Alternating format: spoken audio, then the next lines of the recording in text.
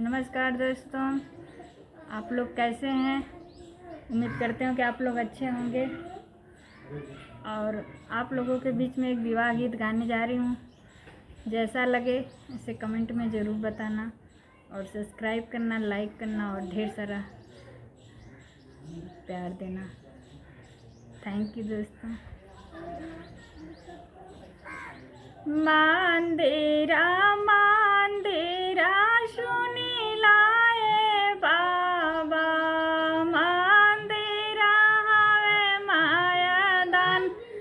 मंदिरा मंदिरा सुनी लाए बाबा, मंदिरा हवे मायादान। ओही माना दिरावा में पतारा कुआनवा, लागे रे समावे के डोर। ओही माना दिरावा में पतारा कुआनवा, लागे रे समावे के डोर। पनिया भरन जाली सुबह दुलाहिनिया, ससुर धर दाहिन बा। पनिया जे भर जाली सुबह दुलाहिनिया, ससुर धर दाहिन बा।